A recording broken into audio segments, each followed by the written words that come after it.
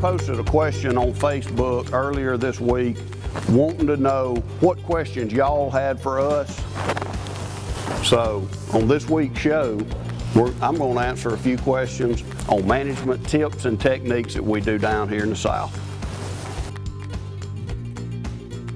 One of the questions that we had concerned burning in hardwoods. You can see right through here we've got a mixed pine hardwood stand. Typically, I'm not going to burn in that if I can help it, especially like on this place where we've got full stands of pines, hardwoods, and then some mixed pine.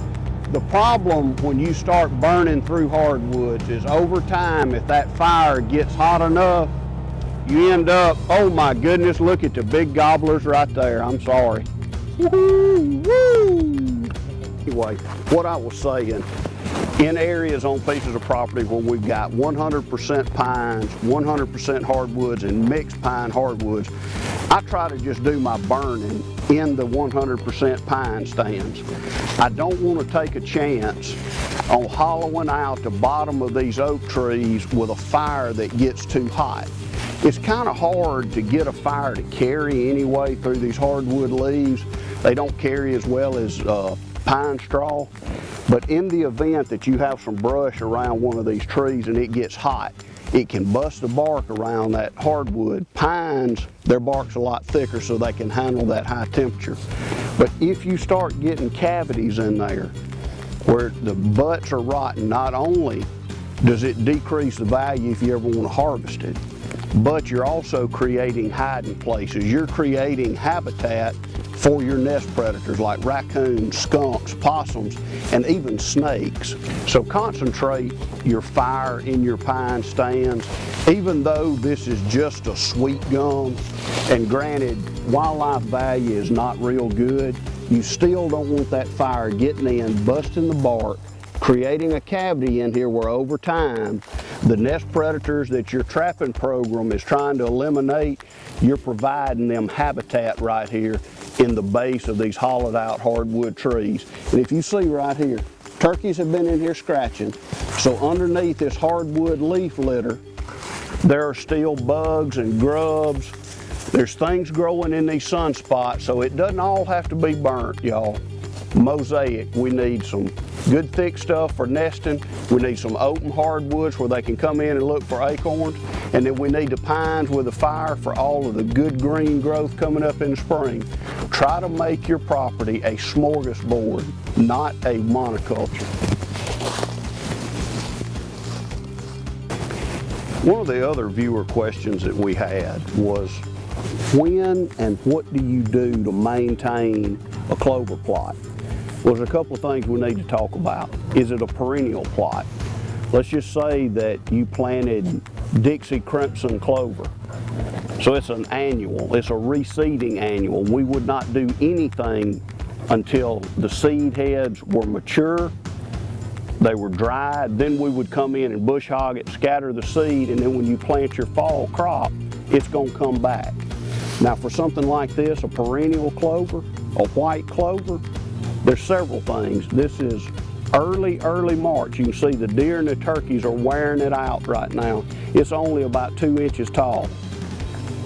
This is at its best. This is when you want clover. It's getting those deer out of the hard winter months, getting them into the green up during the spring. This is as good a nutritional plot as you can have. And you can see right now we've got some grasses, not much. The broadleaves haven't started poking through yet. So what we'll do, it depends on moisture and temperature, but once this gets around 6, 8, maybe even a foot tall, we'll come in and clip it. That will typically eliminate a lot of your grasses and your broadleaves.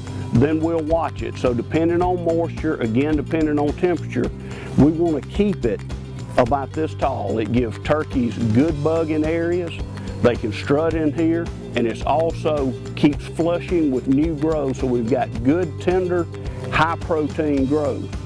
You know, if at that point we still have grass competition and broadleaf competition, we can either solicit the help of trained Australian shepherds that come in and individually pull the weeds out, or you can come in with a mixture of something like Poast Plus and 2,4-DB that will knock out the broadleaf, knock out the grasses, and will not harm the clover.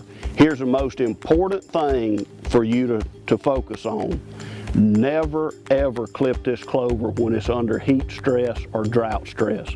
We can mow this field 10 times a year as long as we've got good temperature and good moisture.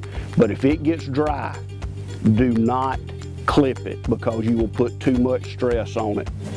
And then in the fall, we'll come in with a fertilizer application, 0-20-20, and it'll be juiced up and ready to go into the winter. And another thing that you can do with a perennial plot like this, you can take the ferminator in, put the blades straight, and plant a cool season annual, wheat, oats, rye, triticale, put some brassica in here and just plant straight through. When that disc comes through, cuts it open, it stimulates the clover's growth, and you've got a good annual crop for your deer, and then you go through the same process next year with the mowing and spraying, and you've got a year-round food source right here for your deer and your turkeys. We had a question from Walter Gilbert in South Carolina on what do we recommend thinning a loblolly stand for the first time, a 3rd row or a 5th row.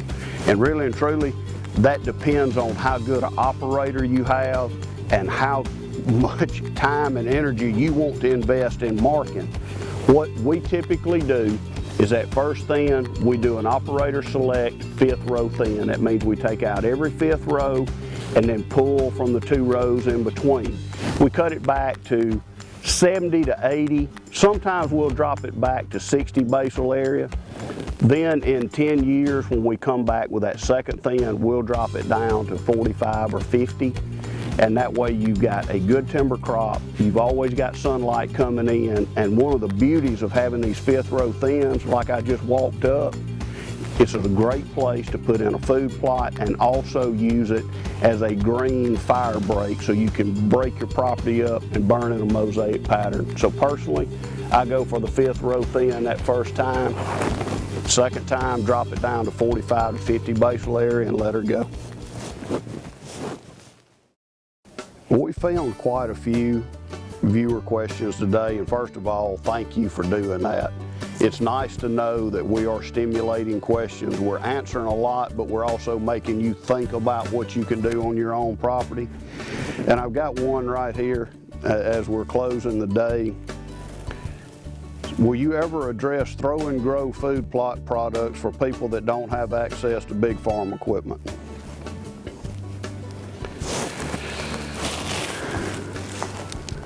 No. And look, I'm not trying to be smart about it. If all you can do is take a rake and do a 20 by 20 spot and just throw something on it, personally, I would rather you go out and spend that money on some 13 fertilizer and find some native vegetation that you can fertilize. You'll get a lot more benefit out of it, and your wildlife will get a lot more benefit out of it.